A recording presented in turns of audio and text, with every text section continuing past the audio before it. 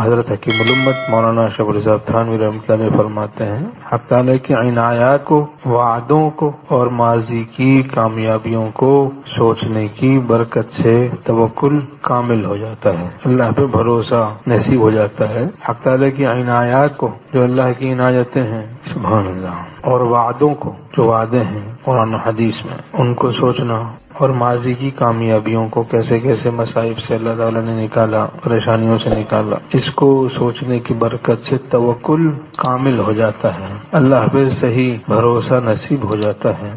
خدا کے وعدوں پر یقین، اس سے انسان متوکل ہو جاتا ہے، اس کا توکل مضبوط ہو جاتا ہے، تقوی کامل ہو جائے تو توحید اور توکل بھی اللہ اپنی رحمت و کرم سے کامل کر دیتا ہے۔ تقوی کامل اور راسخ ہو جائے، یعنی گناہوں سے بچنے کا اہتمام صحیح نصیب ہو جائے، تو توحید اور توکل بھی اللہ اپنی رحمت و کرم سے درست کر دیتا ہے۔ توکل یہ ہے کہ ہر کام میں وکیل یعنی کارساز پر دل سے بھروسہ کرنا اور اپنے کو اس کے سپرد کر دینا، اور توحید یہ ہے کہ یہ سمجھنا کہ ارادہ خداوندی کے بغیر کوئی کچھ نہیں کر سکتا۔ تو سارے غموم کا یہ علاج ہے، ومن یتوکل علی اللہ فہو حسبہ، جو اللہ پر بھروسہ کر بیٹھے اللہ اس کے لیے کافی ہے۔ حق تعالیٰ فرماتے ہیں ان اللہ یحب المتوکلین، اللہ توکل کرنے والوں سے محبت کرتا ہے۔ انا عند ظن عبدی بی،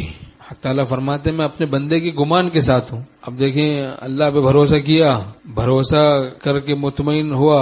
پھر اس کے گمان کے مطابق خدا نے معاملہ کر دیا، مدد آ گئی، اس کا کام بن گیا، پھر اس طریقے سے اس راستے میں وہ بڑھتا چلا گیا۔